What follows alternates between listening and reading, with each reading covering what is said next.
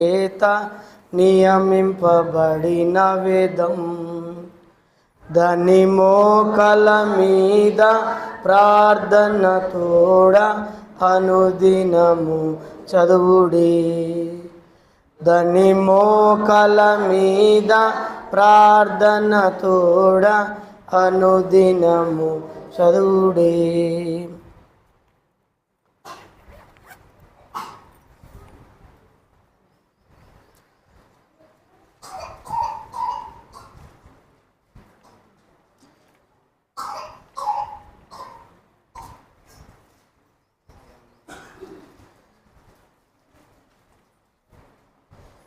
సంఖ్యాకాండం 27వ అధ్యాయం 27 సంఖ్యాకాండం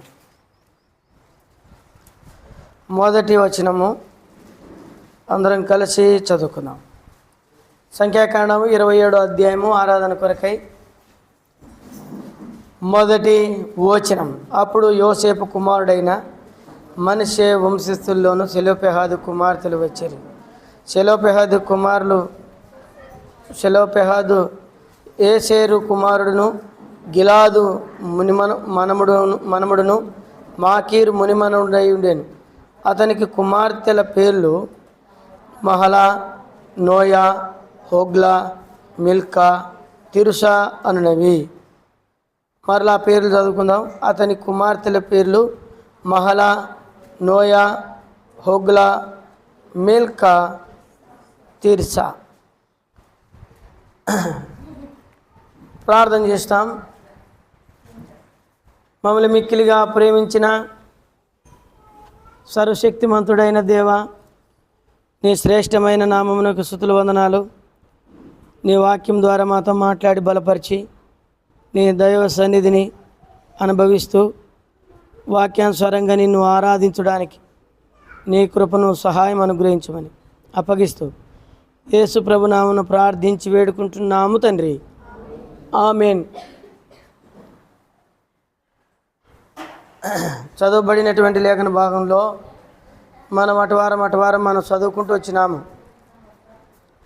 ఆ వాక్య భాగాలలో మనం చాలా సంగతులు మనం చూస్తూ వచ్చినాము. అయితే చూసినటువంటి ఆ చాలా సంగతులలో మరొక సంగతిని మనము ధ్యానించనై ఉన్నాం. సెలోపెహాదుకి ఇతడు మనష్షే అంటే యోసేపు కుమారుల్లో మనష్షే వంశానికి చెందినటువంటి వాడు. ఇతని కుమార్తెలు పేర్లు గురించి మనం ధ్యానిస్తున్నాం. అతని కుమారుల మొట్టమొదటి కుమార్తె పేరు మహలా అనేటువంటి పదాన్ని మనం తీసుకున్నాం. మహలా చెప్పినాను కదా. మహలా అంటే అర్థం ఏమి చెప్పండి, ఎవరికైనా గుర్తుంటే. మహలా అంటే అర్థం ఏంది?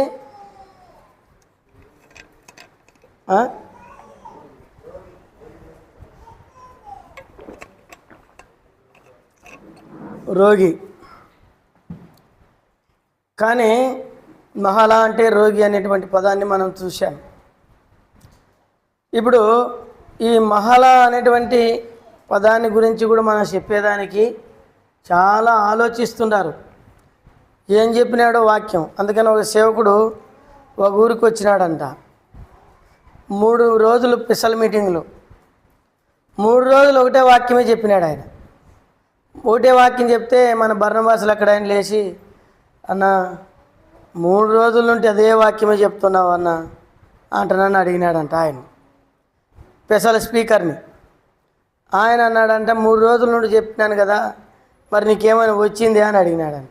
రాలేదనుకో, అదే చెప్తే ఎట్లా? మళ్ళీ రాలేదనుకో అన్నప్పుడు నీకు వచ్చేదాకా అదే చెప్తాను. ఎందుకంటే మళ్ళీ ఇంకో కొత్త వాక్యం ఎందుకు వేస్ట్ చేసుకోవాలా కదా. కాబట్టి మళ్ళీ నెక్స్ట్ పిలిచినా కూడా అదే వాక్యమే చెప్తాను అన్నాడంట. అంటే అర్థం ఏంటంటే మనం వింటాం కానీ బాగా సంతోషపడతాము. ఆ స్పెషల్ స్పీకర్ని పిలిపించు, ఈ స్పెషల్ స్పీకర్ని పిలిపించు, వారం పిలిపించి కూడా మేము నష్టపోతున్నాం. కానీ మీరేమో ఆత్మీయంగా ఎదగడంలే. ఖర్చులు పెట్టి వచ్చిన సేవకులకంతా సుమారుగా 2,000 ఒక పరి ఖర్చు వస్తుంది, 3,000 ఒక పరి ఖర్చు వస్తుంది. చిన్నగా ఆశమాసి కాదు. మీరు వాక్యం వినాలి, బలపడాలా. చచ్చిపోతే ఆత్మ నరకానికి పోకుండా నిత్య జీవానికి వెళ్ళాలనేటువంటి ఉద్దేశం. నా కోసం కాదు ఇదంతా చేసేది. అదే డబ్బులు ఉంటే మంచిగా మట్టంగా చికెన్ మటన్లు తెచ్చుకున్న కమ్మగా తినొచ్చు కదా నేను. నాకేం కర్మనా మీకు వాక్యం వినిపించాలని? ఏదో ఎవరెవరు మనమే వచ్చిన వాళ్ళు రానోళ్ళు నిలబెట్టి చెప్పిస్తే అయిపోయి కదా. ఎందుకంటే మీరు ఇంకా ఆత్మీయంగా దినదినము కట్టుకోబడాలా, ఆత్మీయంగా బలపడాలి. ఇప్పుడు నేను చెప్పిన మాటల్లో మీకు ఏమీ అర్థం కాలేదు. మహళ అనేటువంటి పదాన్ని మనం తీసాం. మహళ అంటే రోగి. అయితే ఆమె పుట్టకనే రోగిరస్తురాలుగా పుట్టింది. ఆమె పుట్టుతనే ఎట్లా పుట్టింది? చిన్నప్పటి నుండే రోగాలు పడుతూ వచ్చింది. అందుకని తండ్రి ఏమని పెట్టినాడంటే, మన భాషలో చెప్పాలంటే రోగమ్మ అని పెట్టినాడు. మన భాషలో చెప్పాలంటే రోగమ్మ అంటే అది మొరటు పదం కదా, మొరటి పదం. అయితే కాయలాలు పడినటువంటి స్త్రీ. తర్వాత ఆమెకు కొన్ని అర్థాలు ఉన్నాయి. వంకరది, కిచకిచలాడనిది, స్వభావరీత్యా మొరటిది. ఇవన్నీ సుమారుగా 7 విషయాలు ఆ పేరులో కొన్ని అర్థాలు ఉన్నాయి. మగపిల్లలు పుడితే వాళ్ళకి పేర్లు మహళ అనేటువంటి పేరు పెట్టేవాళ్ళు కదా. నయోమి కుమారుని పేరు ఏం పేరు? మహలోను. ఏం పేరు? మహలోను అని పెట్టేవాళ్ళు. ఆడపిల్లకైతే అట్లా పెట్టి, మనమైతే ఏం పేరు పెడతాం? నా పేరు మంచి పేరు చూడన్నా, ఈ పేరు బాగలేదన్నా, ఇంకోటి బుడకన్నా, ఇదేమన్నా లెటర్ షీట్ అనుకునింటారు. సేవకులు చెప్పింటారు ప్రార్థన చేసి పెట్టన్నా అంటే ప్రార్థన చేసి పేరు పెడతాం.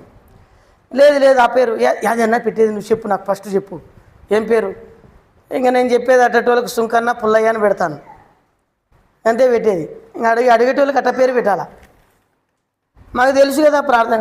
మా ఇంట్లో జోసఫ్లు అనేటోళ్ళు దండిగా ఉన్నారు. మా భార్య వాళ్ళ ఇంట్లో దండిగా ఉన్నారు, మా ఇంట్లో దండిగా ఉన్నారు. మా చిన్నాయన గారు, మా చిన్నాయన పిల్లలు, వాళ్ళు వీళ్ళు.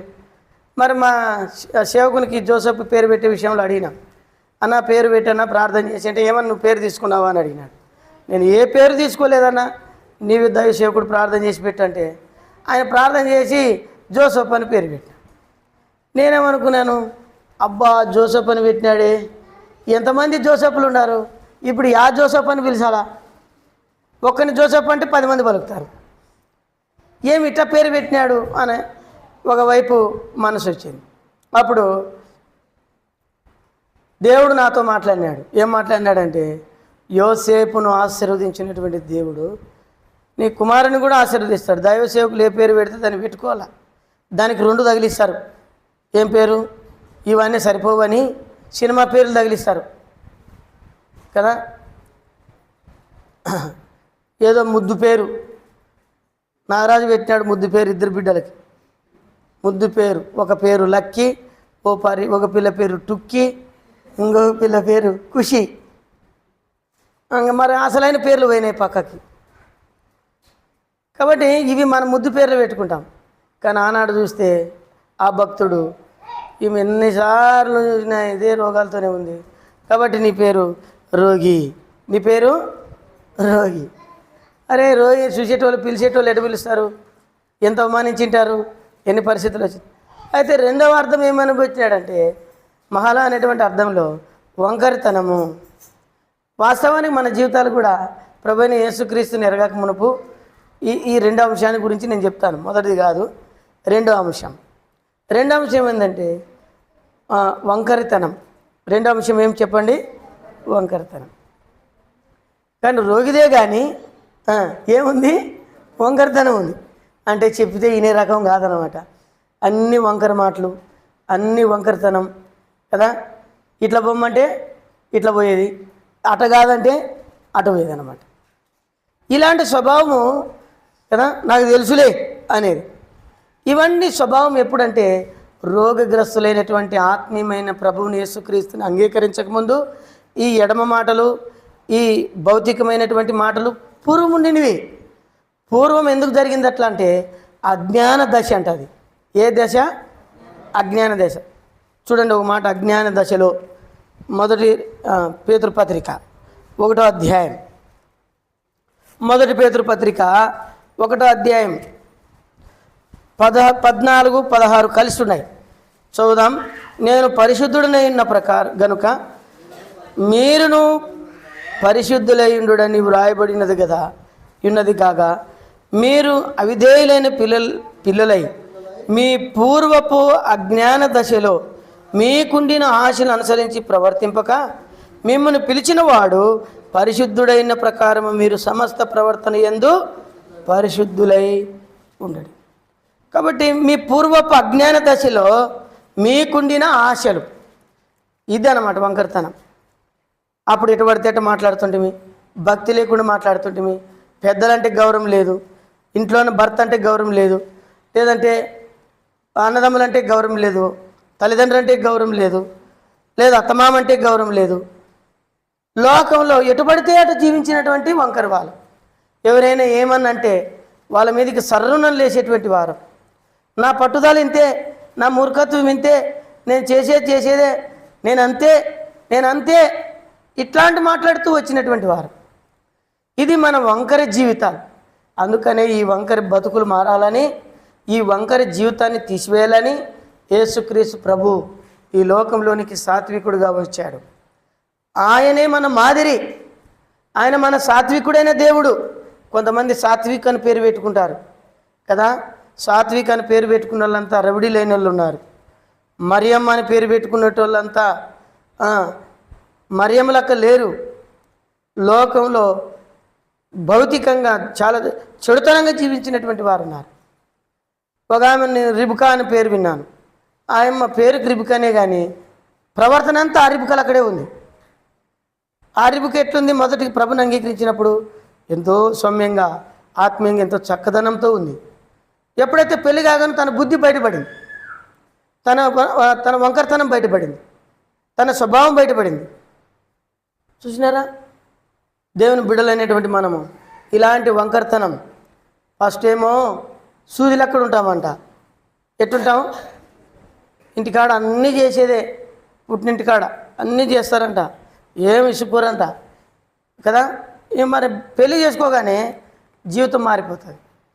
జీవితం మారిపోగానే చింతకాయలు అమ్మేదానికి స్థిరంగతనం వచ్చినట్టు, అబ్బా ఇంకా అధికారం అంతా ఏం చేయొచ్చు, పని పోతివి, ఇచ్చివా లెక్క, ఎక్కడ పోతివి, ఇటు పోతివి, నాకు చెప్పిపోయినావా నువ్వు కదా. ఎంత ఘోరమైనటువంటి జీవితం. అప్పుడేమో అందరికీ లోపడేది, మా తమ్ముడు, మా అమ్మ కొట్టినా తిట్టినా చెంపుతో కొట్టినా ఎన్ని చేసినా. కొంతమంది పశువులు బరిగొడ్లు ఉన్న వాళ్ళు అయితే పాలు పిండితేప్పుడు కానీ సతాయించినారనుకో పాలు చెంపుతానే కొడతారు. బరిగొడ్లు ఉన్న పరిస్థితి.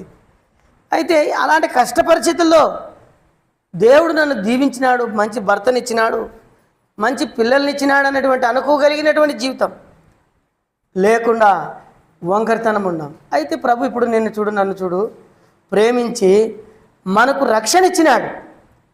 ఇప్పుడు పాపరోగం పోయింది. ఇప్పుడు ఏ రోగం ఉంది? వంకరతనం అనేటువంటి అజ్ఞాన దశ, తెలియని దశ. తొందరపాటుతో మనకు తెలియక అవివేకులమై అజ్ఞానులమైన. అయితే ఇప్పుడు దేవుడు ఏమన్నాడంటే, మిమ్మల్ని పిలిచిన వాడు పరిశుద్ధుడైన ప్రకారము మీరును అన్ని విషయములలో పరిశుద్ధులై ఉండాల. వంకరతనం అంటే అసూయతనం.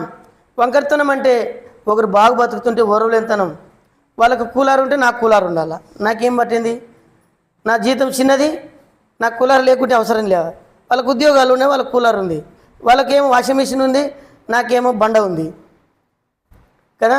నాకెందుకు ఉంది బండ? నాకు వాషింగ్ మిషనే కావాలంటే ఎక్కడి నుండి తెచ్చిస్తాడు ఆయన? కూలి పని చేసేటోడు ఎక్కడి నుండి తెస్తాడు? 10,000 జీతగాడైతే ఏమో ఎట్లా తెచ్చిస్తాడు? ఆటో నడుపుకునేటోడు అంటే ఎట్లా తెచ్చిస్తాడు? నువ్వేం మహారాంతి ఇంటికాడు ఉంటావు, ఆయన ఏమో ఎండగాలి నెత్తిగాలి. ఇంటికి వస్తే పగలు వస్తుంటే చెవుల్లో నుండి నోట్లో నుండి కదా.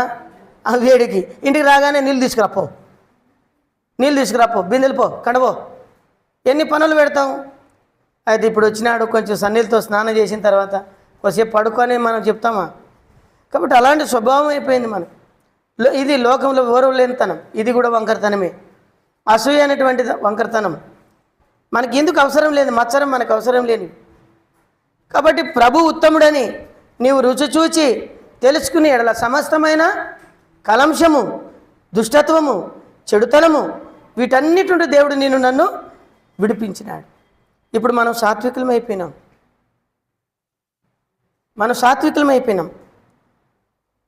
ఎట్లాంటి సాత్వికులు? మోసే చూడండి, దేవుని వాక్యంలో రాయబడినప్పుడు 12వ అధ్యాయం సంఖ్యాకాండంలో, మోసే నా ఇల్లంతట్లో నమ్మకమైన వాడు, మిక్కిలి సాత్వికుడు. ఎట్లా సాత్వికం వచ్చింది? దేవుని ప్రజలు దైవజనుని మీద తిరుగుబడతనం చేసినారు. మాకు అది జరగలే, ఇది జరగలే, ఇట్ట జరగలే, అట్ట జరగలే, అది ఇది అని సనుక్కున్నారు. అప్పుడేమో ఆయన కోపం వచ్చింది. ఆయన కోపం వస్తే వాళ్ళని శపించాల్సింది పోయి ఏమన్నాడంటే, నైనా మేము చెప్పేదానికి మేము పెద్దోళ్ళం కాదు, గొప్పలం కాదు, మీకు దయచేసి మొక్కి చెప్తున్నాం, మీ కాళ్ళు పట్టుకుంటాం, దయచేసి మమ్మల్ని విడిచిపెట్టండి నాయన అని చెప్పి. అది దేని కొరకు? మేము ఏ పాటి వారం? మీరు ఏదైనా అడిగితే ప్రభువుని అడగాలనేటువంటి మాట చెప్పాడు. అప్పుడు దేవుడు మెచ్చుకున్న మాట ఏంటంటే, నా సేవకుడైన మోసే సాత్వికుడైనట్టుగా మీరెందుకు సాత్వికులు కాలేదు, నాకెందుకు భయపడలేదు? చూడండి, అది పెద్ద సంగతి కాదు. చాలామంది రకరకాలుగా ఉంటారు, రకరకాలుగా మాట్లాడుతుంటారు. అయితే మనం సాత్వికులుగా ఉండాలి. ఏమి జరిగినా ఏమి జరగకపోయినా, మనుషుడు ఎవడు ప్రేమించినా ప్రేమించకపోయినా దేవుడు మనల్ని త్రోసివేయడు. అది మనం గుర్తుపెట్టుకోవాలి. వంకరతనం అనేటువంటిది చాలా ప్రమాదకరమైనటువంటిది. కాబట్టి మహల వంకరతనము. మనం ఎలాంటి జనమును రక్షించబడ్డాం చూడండి. 2 అపొస్తలుల కార్యం 2వ అధ్యాయము 40వ వచనం చదవండి. 2:40 మనం రక్షించబడినటువంటి విధానం. రండి, అపొస్తలుల కార్యం 2వ అధ్యాయం 40వ వచనం. ఇంకను అనేక విధములైన మాటలతో సాక్ష్యమిచ్చి మీరు మూర్ఖులకు ఈ తరము వారికి వేరే రక్షణ పొందుడని వారిని హెచ్చరించను. రక్షణ పొందిన తర్వాత మూర్ఖులకు ఈ తరముకి, మనం ఉండే తరంలో ఎవరుంటారంట? మూర్ఖులు ఉంటారు. మనం చెప్పిన మాట అసలు వినరు, వాళ్ళు చెప్పిందే వినాలంటారు. మనం ఇట్లా పోదామంటే అట్ట కాదు, ఇట్ట పోతే మంచిగా ఉంటుంది చూడు అని చెప్తారు. మనకు అన్ని సలహాలు చెప్పి క్రీస్తు ఎడల నుండి, సరళత నుండి ఎట్లయినా మనల్ని ఏం చేయాలని? దూరం చేయాలని. అపొస్తలుల 2 కొరింథీ 11వ అధ్యాయంలో రాయబడింది కదా, క్రీస్తు ఎడల నుండి ఎలాగైనా మనల్ని తప్పించాలని శత్రువు నువ్వు ఎవరు మాట వింటాడో వాళ్ళని ఉపయోగించుకుంటాడు. ఇప్పుడు చూడు, నువ్వు రక్షించబడ్డావు, నేను రక్షించబడ్డాను. వంకరి జనం, వంకరి మాటలు, వంకరి ప్రవర్తన, వంకరి చెడు పనులు, వంకరి దుర్మార్గపు పనులు, ఇలాంటి ప్రజలు, వారి మాటలు మనం రక్షణ లేకుంటే వాళ్ళ మాట అసలు తీసుకోకూడదు. వాళ్ళు ఎంతన్నా సమాధానంగా చెప్పొచ్చుగాక, ఎంత శాంతిగా చెప్పొచ్చుగాక, ఇది నిజమా అని ఎట్టయితే అవని మోసగించినట్టు మనతో మాట్లాడిన గాక, వాళ్ళకి రక్షణ లేకుంటే వాళ్ళ మాట తీసుకోకూడదు. వాళ్ళు వంకరి జనమే.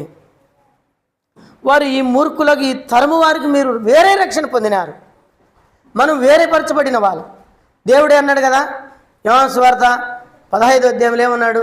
19వ వచనంలో, లోకం మిమ్మల్ని ద్వేషించుచున్నది కనుక నీకంటే ముందు నన్ను ద్వేషించుచున్నది, ఆయనను లోకంలో నుండి నేను మిమ్మల్ని ఏర్పరచుకుంటుని. లోకం తన వారిని ప్రేమిస్తుంది, మన దగ్గరకు వచ్చేసరికి ప్రేమించినట్టు నటిస్తుంది. గుర్తుపెట్టుకో, మన దగ్గరకు వచ్చేసరికి లోకము ప్రేమ చూపినట్టు, బహుశా మన తల్లిదండ్రి దేవుని నమ్ముకోలేదనుకోండి, వాళ్ళ ప్రేమ ద్వారా మనల్ని మార్చి లోకంలోనికి, వాళ్ళ ప్రవర్తనలోనికి, వారి అలవాట్లలోనికి తీసుకుపోవడానికి తీసుకొస్తుంది. శత్రువు ఎలాగైనా వాళ్ళ ద్వారా లాలన చేస్తుంది. ఇప్పుడు నువ్వు ఒక్కడే రక్షించబడ్డావు, వాళ్ళు రక్షణ పొందలేదు. అయితే ఏం చేస్తారు? సింపుల్గా ఏమన్నారు? ఏనైనా ఒకగానొక కొడుకురా, ఒక కొడుకురా, పండగ చేసుకునేమే, రా నైనా, నువ్వు రా, నీ భార్య రా, నీ పిల్లలు రా, 2 నాళ్ళు ఉండిపోదు రండి, 2 నాళ్ళు ఉండిపోదు రండి అంటారు. వాళ్ళు ఉదయం లేగానే వాళ్ళు చేసే కార్యక్రమాలన్నీ చేసుకొని దాన్ని పెడితే నువ్వు తింటివి. దేనికి ప్రయోజనం? దేవుని వాక్యం ఏం రాయబడింది తెలుసా? నీ వైపు వాళ్ళు మళ్ళవలసిందే కానీ వారి వైపు నువ్వు మళ్ళకూడదంట. ద్వితీయోపదేశకాండంలో ఉంది. వారే నీ వైపు మళ్ళాలి కానీ నీవు వాళ్ళ వైపు మళ్ళకూడదు. మన దయాదులు చెప్పవచ్చు, మిగతా వాళ్ళు చెప్పవచ్చు, మంచి మాట తీసుకోవాలంతే. కానీ దైవికమైనటువంటి విషయాలకు వచ్చేసరికి, దేవునికి దూరపరిచేటువంటి మాటలు వచ్చేసరికి ఎంతో దూరం ఈ వంకరి జనం. అయితే ఇలాంటి జనంలో మనం ఒకప్పుడు ఉంటే, ఇలాంటి జనముల నుండి మనం రక్షించబడ్డాము. మూర్ఖులకు ఈ తరముకి మనం వేరుగా ఉండాలి. ప్రత్యేకింపబడిన వాళ్ళం, పరిశుద్ధపరచబడిన వారం. మన దేవుడు పరిశుద్ధుడు, మనం పరిశుద్ధులం. దేవుని ఇంటికి వస్తే ఏదో ఆశించి రాకూడదు. దేవుని ఇంటికి వస్తే ఆదాయం కొరకు రాకూడదు, ఆదాయంకు రాకూడదు. దేవుని కొరకు నువ్వు క్రయధనం చెల్లించాలని వాక్యం చెప్తుంది.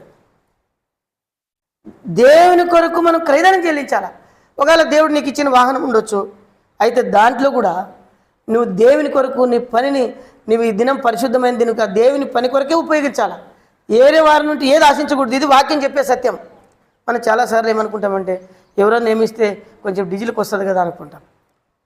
కానీ అది నీ వ్యక్తిగతానికి ఇడిచిపెట్టవచ్చు, కానీ అది వాక్యానుసారంగా అంటే తప్పుకి 1000% తప్పు. అది దేవుని వాక్యానుసారంగా మన క్రయధనము చెల్లించందే దేవుడు మనల్ని దీవించడు. కాబట్టి ఇలాంటి వంకరతన జీవితంలో నుండి నన్ను దేవుడు రక్షించాడు. ఇప్పుడు ప్రత్యేకింపబడినవి. అందుకని మహాలా అంటే వంకరితనము. ఎలాంటి వంకరితనం మన జీవితాలు? చూడండి, యెషయా గ్రంథం 40వ అధ్యాయం 4వ వచనం. 40 అధ్యాయం 44వ వచనం చదవండి ఎవరైనా. ప్రతి లోయను ఎత్తు చేయవలెను, ప్రతి పర్వతమును ప్రతి కొండను అణచవలెను, వంకరవి చక్కగా కరుకైనవి సమానముగా నుండవలెను.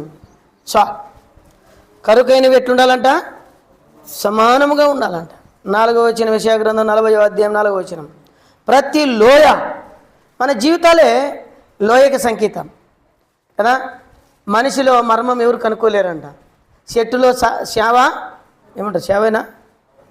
సేవ. చెట్టులో సేవ కనుక్కోలేరు కదా. మనిషిలో మర్మము కనుక్కోవాలి. నువ్వు ఏమనుకుంటున్నావో నీ గురించి చెప్పలేవు. నేనేమనుకుంటున్నానో నా గురించి నువ్వు చెప్పలేవు. ఊహించుకోవచ్చు. మనం మూతిని చూసి ఊహించుకుంటాం. ఆడిద్దరు పోతున్నారంటే వాళ్ళిద్దరు పోతున్నారు, నా గురించే మాట్లాడుకున్నారు. వాళ్ళిద్దరు పోతున్నారు, నా గురించే మాట్లాడుకున్నారు. చూడు, నన్ను చూసినాగా అంటే నా గురించే మాట్లాడినారు. నీ గురించే మాట్లాడినప్పటికీ నువ్వు వినలేదు కదా, నీకేం అవసరం లేదు. అది నా గురించి మాట్లాడచ్చు, మన గురించి మాట్లాడచ్చు. మనం వినని విషయాలు మనకు అవసరము లేదు. అవి అవునా కదా. ఒక ఆయన వచ్చి చెప్పినాడు నన్ను, ఆయన నిన్ను బోధిట్టినాడన్నా అని చెప్పినాడు. అంటే నువ్వు విన్నావా అన్నాను. నేను విన్నాను అంటే, మరి నేను వినలేదు కదా. నువ్వు విన్నావంటే నువ్వు విన్నావంటే నేను విన్నాను. అయితే నేను వినలేదు కదా అంటే, నువ్వు వినలేదన్నా. అయితే లేనా, అయితే ఇంక నీ ఇష్టం అన్నా. ఎట్లన్నా కానీ ఇంకా నువ్వు ఎట్లన్నా తిట్టించుకో, ఇంకా ఎట్లన్నా అనిపించుకోండి. నేను అనిపించుకున్నప్పుడు నీకేం బాధ? యేసు ప్రభునే అన్నారు. కొంతమంది అందరికీ సేవకుడు మంచోడుగా ఉండడు, గుర్తుపెట్టుకోండి. అందరికీ సేవకులు కూడా మంచి వాళ్ళు ఉండరు, విశ్వాసాలు కూడా మంచి వాళ్ళు ఉండరు. మనం అందరం వంకర జనం, లోతైనటువంటి వారు. మన లోపల ఏముందో మన జీవితాన్ని మనకేమీ తెలియదు. మన లోపల ఏమున్నదో మనకు తెలియదు. యేసుప్రభు గురించి ఒక మాట చెప్పినారు. ఈయన మంచోడు అని కొంతమంది అన్నారు. ఏ మంచోడు పా అన్నారు. చూడండి, ఆ మాట కూడా చెప్తాను మీకు. లోతైనది అనే మాట గురించి వచ్చినప్పుడు ఈ సందర్భం వచ్చింది. యోహాను సువార్త 7వ అధ్యాయం. యేసుప్రభుని కూడా అన్నారు. 7వ అధ్యాయం యోహాను సువార్త 7వ అధ్యాయం చదవండి.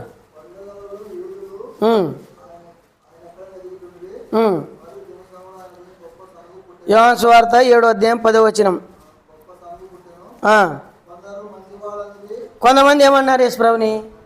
మంచివాడు, చాలా మంచివాడు బా, మరియమ్మ కొడుకు, యోసేపు కొడుకు అని అన్నారు. కొంతమంది ఏమన్నారు? ఏం మంచోడు పా, ఆయన కథ అంతా తెలుసు మనకు. చూసినారా? మరి నేను అదే చెప్తాను, లోకంలో అన్ని రకాలుగా ఉండవు. మనల్ని మంచోళ్ళు అనేటోళ్ళు మంచి అంటారు, షెడ్ అనేటోళ్ళు షెడ్ అంటారు. అందుకని మన లోపల ఏముందో మనకు తెలియదు. కాబట్టి ఈ లోయ ఏం చేయబడాలంటే, ఈ లోపల ఉన్నదాన్ని బయటకు తీయాలంటే ఈ లోయని దేవుడు ఏం చేసినాడు? ఊడ్చివేసినాడు. ఈ పాపమంతా తీసివేసినాడు. ఇప్పుడు కొంతమంది పర్వతంలకు ఉంటారంట, భయంకరంగా చూడ్డానికి భయపడతారు. నేను దావీదును చూసినప్పుడు చాలా భయపడింది. ఫస్ట్ ఏమో బయట ఉండడు ఈయన కనుక కొడితే ఇంకంతే కథ అనుకునేది. చూడండి, మంచి దగ్గరికి పోయి చూస్తే సాత్వికుడు. భక్సింగ్ గారు కూడా అంతే. ఒకప్పుడు ఆయనకు స్వార్థ చెప్పమన్నాడంట దేవుడు స్వార్థ చెప్పమంటే ఆయనకి ఇంత బుర్ర మిసాలు ఉన్నాయంట, ఎత్తుకున్నాడు. భక్సింగ్ గారు ఏమో ఆయన సంకలేకున్నాడు. దేవుడు అన్నాడంట, నువ్వు పోయి స్వార్థ పోయి చెప్పు అంటే, ప్రభు ఆయన కనుకొడితే ఇంక ఏముంది చెప్పు, ఇంక ఆయన కొడితే ఏముంది, ఇంక లేయి కూడా లేను నేను, ప్రభు నన్ను కరుణించు అంటే, లేదు నువ్వు పోయి చెప్పాలా సావమంటావు ప్రభు అంటే, సావుపో అన్నాడు. సావమంటావు ప్రభు అంటే సావుపో అంటే, సచినికే వచ్చినది సేవకి ఎటుకు వచ్చినావు అని వదిలిపోయినాడు. పోయి అన్న ఎక్కడ పోతున్నావు అంటే, నన్ను డిస్టర్బెన్స్ చేయొద్దు అన్నాడంట. ఇంకా భయపడినాడు. భయపడి తలకల మళ్ళీ భక్సింగ్ గారు అన్నాడంట, పో మళ్ళీ పోయి చెప్పు అంటే, అయ్యా ఎక్కడ పోతున్నారంటే, చెప్పలేదా నీకు అన్నాడంట. అంటే మళ్ళీ నిలబడినాడు. మళ్ళీ భయపడి వచ్చింది. పో మళ్ళీ పోయి అడుగు అన్నాడంట. మూడోసారి పోతే, ఏమయ్యా నీ బాధ చెప్పు అన్నాడంట. ఏం లేదు, యేసు ప్రభు నిన్ను ప్రేమిస్తున్నాడని. అప్పుడు అనుకున్నాడు, నా కుటుంబ పరిస్థితులు అందరూ నన్ను విలువేసినారు, ఇంక నేను ఎందుకు బతకాలని చెప్పి రైలు కింద తల పెట్టి, ఇప్పుడు వచ్చే రైలు కింద తల పెట్టి చచ్చిపోవాలని పోతున్నాను. అయితే నన్ను ప్రేమించేవాడు ఉన్నాడు అంటున్నావే, ఎవరు ఆయన అని అడిగినాడంట. చెప్పినాడు. అంత చూసేదానికేమో పర్వతంలో అక్కడ ఉన్నాడు. మనసు ఎట్లాంటిది? చిన్నది. అందుకని ప్రతి లోయ ఏం చేయబడాలా? సదును చేయబడుతుంది. ప్రతి పర్వతం ఏమో చేయబడుతుంది? లెవాలు చేయబడుతుంది దేవుని దాటి. కాబట్టి ఆ పర్వతం లోయ అన్నప్పుడు మనమే. పర్వతం లోయ అంటే మనమే. అడవి కుక్కలు, నిప్పు కోళ్ళు నన్ను ఆరాధించినట్టు అర్థమైంది. అవి కాదు ఆరాధించేది, అది కూడా ఒక రకమే. కానీ మనమే, ఆ స్వభావం కలిగినటువంటి వారు మనమే. కాబట్టి అలాంటి ప్రజలైనటువంటి నన్ను రక్షించినాడు. దేవుని ప్రేమ ఎంత గొప్ప చూడండి. తర్వాత ఏమన్నాడు? 4వ వచనంలో కింద భాగం, వంకరవి చక్కగాను కరుకైనవి సమానముగాను ఉండవాలని. చూసినారా? సమానత్వంలోకి తెచ్చాడు. తొందరపడతనం, కరుకు అంటే చాలా కరుకుగా మాట్లాడేవాళ్ళం కదా, కరుకైనటువంటి వారం. ఎవరైనా దగ్గరికి వస్తే భయపెట్టేటువంటి వాళ్ళంగా ఉండేవాళ్ళం, భీకరంగా ఉండేవాళ్ళం.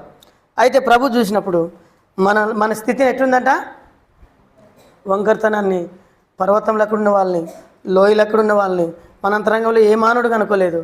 అయితే ప్రభు ఇప్పుడు చూసినప్పుడు నన్ను సమానునిగా చేశాడు, లెవాలు చేసేసినాడు. ఇప్పుడు పొలంలో ఒతుకు ముట్ట, ఒతుకు ఎత్తుంటే ఏం చేస్తాం? అంత లెవాలు చేయాలా? లెవాలు చేస్తే ఒక రకంగా పండుతుంది. కాబట్టి దేవుని బిడ్డలారా, అలాగున ప్రభు నన్ను ప్రేమించినాడు. లూకాసు వార్త యేసు ప్రభు చెప్పిన మాటలు చెప్తాం. లూకాసు వార్త 3వ అధ్యాయం ఆయన చెప్పినటువంటి మాట, ఆయన ఎందుకు వచ్చినాడు అనేటువంటి మాట, ఆయన నా కోసం ఏం చేసినాడు అనేటువంటి మాట. లూకా 3:3 నుండి చదవండి. అంతటా అతడు వచ్చి పాప క్షమాపణ నిమిత్తము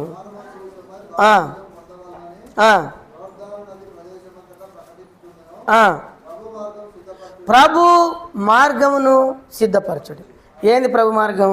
నీ హృదయమే నా హృదయం. ప్రభు మార్గం సిద్ధపరచుడి, ఆయన త్రోవలు సరళం చేయుడి, ప్రతి ఫలము పూల్చబడను. ఫలం అంటే ఏంది? మన బ్రతుకులు, తర్వాత గుంతలు, తర్వాత ప్రతి కొండయు మెట్టయు పల్లము చేయబడును. వంకర మార్గంలో తిన్ననవగును, కరుకు మార్గంలో నున్నవనగును. సకల శరీరులు దేవుని రక్షణ. ఇది మనకు కావాల్సింది. సకల శరీరులు ఏం చూసినారంట? రక్షణ చూసినారు. ఈ జీవితం మనది. కరుకైన వారం, వంకర వారము కదా. కరుకు అంటే నున్నగా లేనిది, రాయి. కరుకుగా ఉంటే అది ఏంటికి పనికి రాదు, పనికిరాని వారం మనం. పనికిరాని మనల్ని నున్నగా చేసినాడు, నున్నగా చేసినాడు, ప్రయోజకులుగా చేసినాడు. చూడండి, సకల శరీరులు దేవుని రక్షణ చూశారు.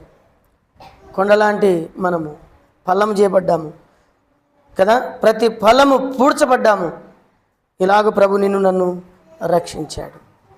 తర్వాత ఈ వంకరతనం గురించి చూస్తే ఇంకొక మాట ఉంది. ఆ మాట చూడండి, మన స్వభావం ఎట్లుండేది చూడండి. ఈనాడు ఉన్నటువంటి స్వభావము చాలా జాగ్రత్తగా ఉండాలి మీరు. సామెతల గ్రంథం 30వ అధ్యాయం 19వ వచనం. సామెతల గ్రంథం 30వ అధ్యాయం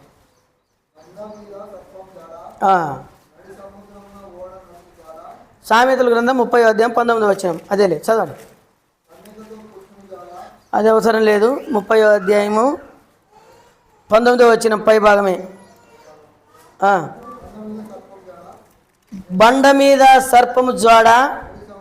చాలు చాలు, బండ మీద సర్ప జాడ. సర్పం అంటే ఈ వంకరతనం అన్నప్పుడు అది గుర్తొస్తుంది కదా కదా. అది చక్కగా పోతుందా, ఎటవుతుంది? అది మన బతుకు, అది మన జీవితం. ఇప్పుడు బండ మీద పోయిందనుకో, దాన్ని జాడ కనుక్కోలేము. ఇప్పుడు దాన్ని ఎక్కడ పనిచేస్తూ ఉందంట? బండ మీద పనిచేస్తూ ఉంది, హృదయం మీద పనిచేస్తూ ఉంది. మన జాడలు కూడా ఎవరు కనుక్కోలేరు. విశ్వాసాలు అట్లయిపోయినాం ఈ దినాల్లో. మన జాడలు ఎక్కడ పోతున్నాయో అర్థం కాలే. లోపల పాము పనిచేస్తూ ఉంది, మన స్వభావాన్ని మార్చేస్తుంది, మన ఆలోచనలు మార్చేస్తుంది. మన ఆలోచనలు వంకరవే, మన స్వభావాలు వంకరవే, మన మాటలు వంకరవే, మన ప్రవర్తనలు వంకరవే.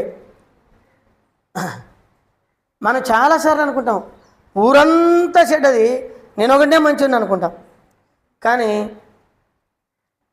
మనం అది చాలా తప్పు. అది నాకు నేను ఎట్లున్నాననేటువంటిది చాలా ప్రాముఖ్యమైనది. ఈ పాము ఏం చేసిందంటే దీన్ని జాడ కనుక్కోలేకపోతున్నాడు విశ్వాసి. నాలో ఏముంది అనేటువంటిది కనుక్కోలేకపోతున్నాడు. కాబట్టి బండ మీద పోయినప్పుడు ఏడ పోయిందని ఎట్లా కనుక్కుంటావు? ఎక్కడ పోయిందని ఎట్లా కనుక్కుంటావు? వంకరతనం ఎట్లుందని నీకు ఎట్లా కనపడుతుంది? బయట కనపడుతుంది. కాబట్టి ఇలాంటి స్వభావం కలిగినటువంటి జీవితం జీవించినటువంటి వారు యోబు చదవండి. త్వరగా యోబు గ్రంథం 26:13. ఇప్పుడు దేవుడు ఏం చేసినాడు? దాన్ని పంపించి ఆ స్వభావాన్ని ఏం చేసినాడు? ఆయన ఊపిరి విడవగా, ఊపిరి అంటే యేసు ప్రభువే. ఆకాశం కలిగెను,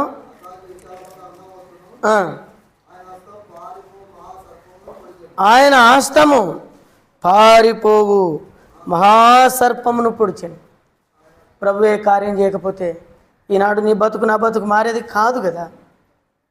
మహాసర్పమును పొడవడానికే ఆయన శిలువ మరణం పొందాల్సి వచ్చింది. నీ కొరకు నా కొరకు ఏ పాపం ఎరగనటువంటి వాడు, పరిశుద్ధుడైనటువంటి వాడు, నిర్దోషైనటువంటి వాడు, జీవం కలిగినటువంటి వాడు, నిజమైనటువంటి వాడు ఈ భూమి మీదకి మనుషుడిగా జన్మించినాడు. నేను ఇలాంటి స్వభావం జీవితంతో జీవించినటువంటి వారు. అయితే ఆయన హస్తము నీలోనికి నాలోనికి పనిచేసింది. ఆయన హస్తము శిలువలో రక్తమును కార్చింది. ఆయన హస్తము సాతాను మనలో ఉన్నటువంటి ఆలోచనను పొడిచింది. దేవుడు ఈ విధంగా నిన్ను నన్ను, లేకపోతే ఆదామును మోసగించినట్టు, అవ్వను మోసగించినట్టు నీ హృదయమును నా హృదయమును, సర్పం అనే పదం ఉంటుంది చూడండి. అన్నమాట 2 కొరింథీ పత్రిక 11వ అధ్యాయము 3వ వచనం చదవండి. ఆ పదాన్ని గమనించండి మీరు. 2 కొరింథీ 11:3 చదవండి. 3వ వచనం. సర్పము తన యుక్తి చేత అవ్వను మోసపరిచినట్లు మీ మనసును చెరపట్టి క్రీస్తుల ఎడలనున్న సరళత నుండి, పవిత్రత నుండి ఎట్లయినా తొలగిపోవునేమో అని భయపడు. ఎట్లయినా తొలగించాలని వాని ఉద్దేశం. ఎట్లా అంటే అవ్వ దగ్గరికి పోయినాడు, సర్పంతోనే పోయినాడు, వంకర మాటలు చెప్పినాడు, వంకరగా ప్రవర్తించేటట్టు మార్గం చూపించాడు, వంకరగా వారు వెళ్ళేటట్టుగా చూశాడు, దేవునికి వాళ్ళకి ఎడబాపు కలిగించాడు. దేవుడు ఎవరో తెలియకుండా ఏమైపోయినాం? ఎండలో పోయి ఓ చెట్టు కింద ఉంటే ఆ చెట్టు నుండి టెంకాయ రాలింది. ఇది ఏందని రాలేదని చెప్పి దాన్ని తాగితే, అబ్బా నాకు ఎండలో ఉన్న నాకు మంచి నీళ్ళు ఇచ్చినావు కాబట్టి ఇది నాకు దేవుడు అని చెప్పేసి దాన్ని పూజించడం ఆరంభించినాడు మానవుడు. చెట్టు కింద కూర్చుంటే ఇది నాకు నీడనిచ్చిందని చెప్పేసి దాన్ని పూజించడం ఆరాధించాడు. పశువులు పాలిస్తూ ఉంటే ఇదే నాకు దేవుడు అని చెప్పేసి అలాగ మానవుడు వెళ్ళి తప్పిపోయాడు. తర్వాత పొలము మనకు ఆహారం ఇస్తూ ఉంటే ఇది దేవుడు అని చెప్పేసి పూజిస్తూ వచ్చినాడు. నీరు ద్వారా మనకు దప్పిక తీర్చబడుతుంటే దేవుడు ఎక్కలేడు, ఇదే ఒక దేవుడు అని చెప్పేసి దేవుడి నుండి ఎడబాటు కలిగించాడు.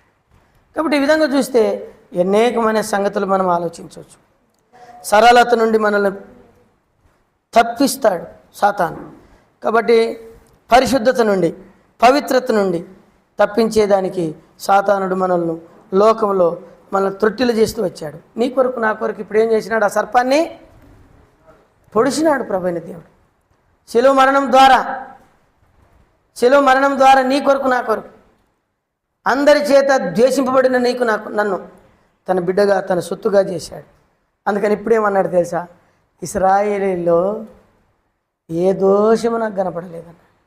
రక్షించబడిన తర్వాత ప్రభు మనల్ని చూసినప్పుడు ఎట్లున్నామంటే మనం చూడండి, సంఖ్యాకాండం 23 అధ్యాయం 21 వచనం. ఆ మాట ఒకటి చదవండి.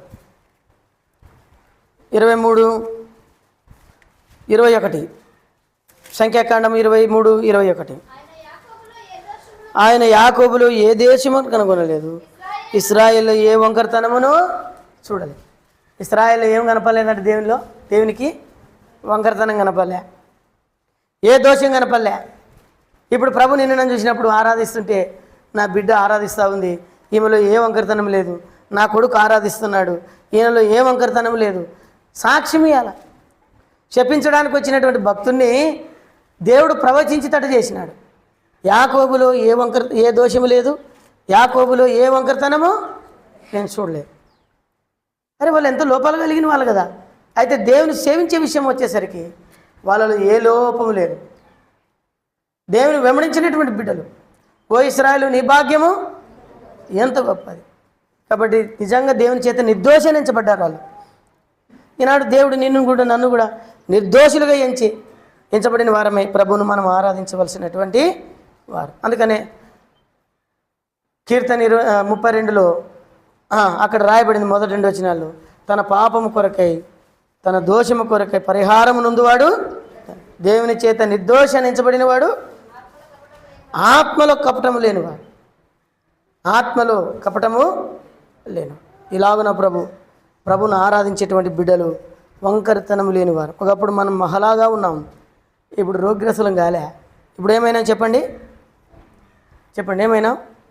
మన రోగం నుండి విడుదల పొందినాం, పాపపు రోగం నుండి. కాబట్టి ప్రభు సచ్చిన వారు లేపేవాడు, పాపపు రోగి నుండి గడ్డకేసేవాడు. ఆయనే మనకు సహాయకుడు. ఆయన హస్తము రాకపోతే నీకు నాకు రక్షణ